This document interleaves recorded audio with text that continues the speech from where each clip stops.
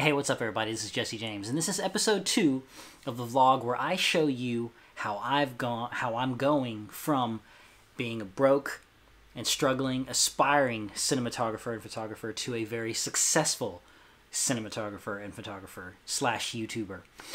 So what I wanted to talk about in this particular episode is what exactly is my current situation and what are the main gear, aka the cameras and lenses that I use for all my videos currently. So anyway, we're going to go ahead and get right into that. Okay, so right now it's September 12th, 2018. As of May 30th or May 31st, I was actually let go from my job for some stupid reason. And ever since then, I've just been trying to go hardcore, ham, whatever you want to call it, trying to be successful or get some consistent revenue with anything involving, camera work. So, okay, so as I mentioned a couple of vlogs ago, I have in fact been doing this since October 2016, so almost 2 years now. So I've done both photography and cinematography. I just prefer cinematography. So the types of, when it comes to videos, the types of videos that I love to shoot happen to be sports hype videos. I've done so many of those. After watching quite a few videos from Lobo Films, shout out to that guy because he's a freaking beast. A lot of my style obviously emulates his. I'm still trying to find my own style with it, but yeah, like I just love gym hype videos. I've done quite a few of those, and I think I'm pretty good. So I mean, if I can make a living traveling from gym to gym and doing these videos for either their athletes or for the gyms themselves, I'd be okay with that because that's pretty easy to me. Like I like doing that.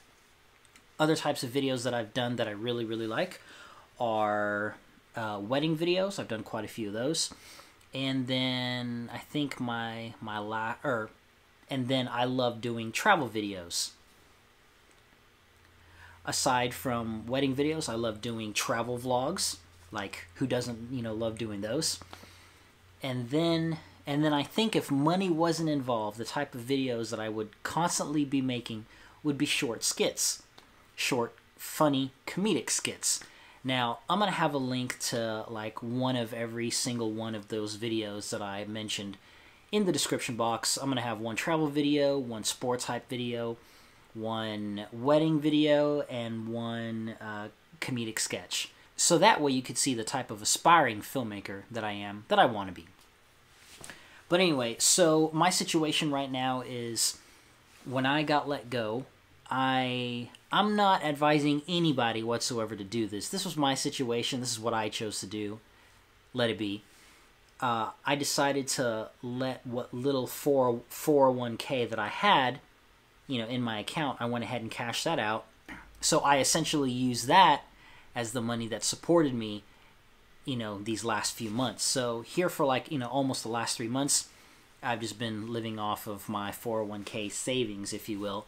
And that is almost depleted. I've got like about a month left and then I'm completely out. So what I've been having to do, because I don't have health insurance on my daughter, is I have to go back and get a job so I can at least get insurance so I can pay for her just in case, because you never know. And like I definitely need to be safe in that area.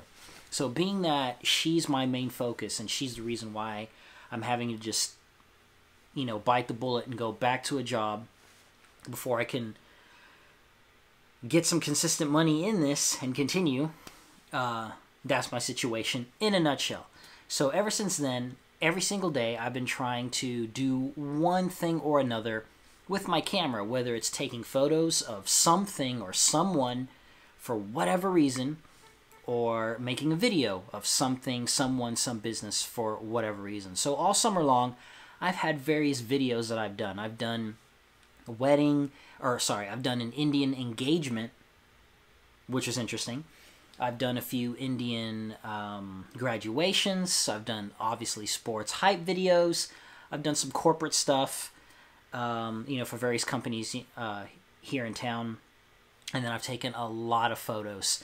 And I just try to keep putting myself out there every week, week in and week out, at least 4 to 5 times a week. I try to do something. I try to post something that's related to, you know, my business per se. And I will link that, which is called Cholo Cinema. I'll go ahead and link that in the description below. That's my YouTube, that's my Instagram, that's my Facebook. But yeah, you'll see that. Anyway, so now I'm just going to go ahead and get right into the gear that I use, because I don't really want this to be a super long, boring video. The gear that I use, when I got let go from my job, I went ahead and upgraded from the A6300 that I used for quite some time, which I love. So yeah, I use the A6300 now as a backup camera for filming, because I went ahead and upgraded to, you got it, the A7 III camera. Now my go-to combination happens to be the A7 III along with the Canon 24-70 lens. Now I've got the older version, so it's least expensive, but this is my go-to lens, just because, I mean, it's versatile, you know, 24-70. Yeah, like I just love this. Like I use this lens all the time along with the A7 III. It's just, you know, I just love this camera. Like the hype, it is absolutely worth the hype. It's worth every penny, $2,000. Along with this lens, which I got on eBay for like almost 900 bucks or something like that. So, oh my goodness, I have taken so many photos with this combination, or with the 24-70 and the A6300. Of course, I've got an adapter. I've got a super cheap adapter by Viltrox, which allows me to use the Canon lens on these Sony bodies. Now, just a side note, I wouldn't use, so I've got the Viltrox NEX2, EF to NEX2, which is like their second model, their second version. To my knowledge, I think there's 5 of them out there right now.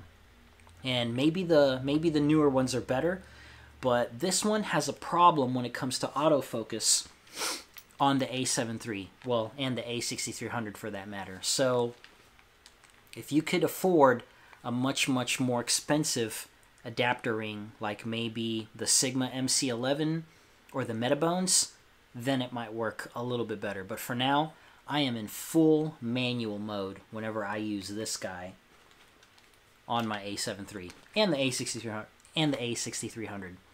But thankfully, when I bought the A7 III, it did in fact come with the Sony kit lens, the Sony 28-70, and this thing obviously has no problem when it comes to autofocus. This is a really good pair. I do in fact have a Zhiyun Crane version 2. I'd really love the DJI Ronin S. Oh my god, like I would love that. The only reason why I would want the DJI Ronin S is because it would be able to, in fact, handle this combination right here. The A7 III with this. But right now, this is too front heavy for my Zhiyun Crane version 2, so that's why I just have to resort to using this. Now, what I do, in fact, do some vlogging, or actually, when I do my vlogging on that camera, I use the Sigma 16mm prime lens, 16mm 1.4. I also use this whenever I take photos of like real estate. So whenever I do like real estate videos or real estate photos, this would be my go-to lens on the A7 III. Next up, I've got the Canon 100mm macro. So whenever I do weddings, whenever I take wedding photos, when it comes to the ring shots, I love using the 100mm, the 100mm macro. This is a must that you gotta have in your arsenal. And the last lens that I have happens to be the Canon 10-18. This was the ultra wide angle.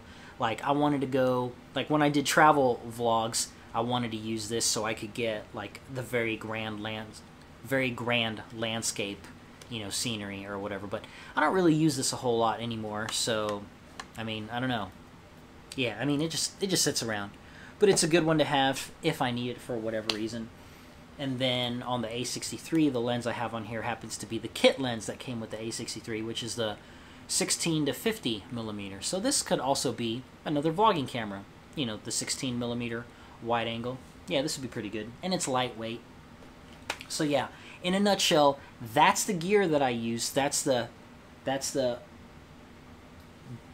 main gear. That's like the driving force of what Cholo Cinema is all about. Right now, I'm in fact vlogging on my iPhone 8s Plus, and I've got a Rode VideoMic Go, or whatever, like the little ball one that's attached to it. I'll show that in probably the next vlog, because what I want to do is I want to go back to vlogging on my A7 III, just to make the videos a little bit nicer. But these first 3 or 4 videos, they're gonna look ugly just because I need to get on the ball with making videos on a daily basis and trying to pump these out and not really worry about, oh, it's got to be perfect and it's got to look the best, like, you know, like a Casey Neistat or like a Peter McKinnon or like a Matty Hapoya vlog. Shout out to those guys. Those guys are awesome. But anyway, I just wanted to give you all the scoop on what exactly my situation is. Of course, the more and more that I keep pumping out these videos, the more and more that you're going to know exactly what my situation is, because I'm going to try to vlog on a daily basis what my life is like, what I'm doing. That way you could see, you know, that I am in fact hustling and trying to make it happen. So yeah, until next time.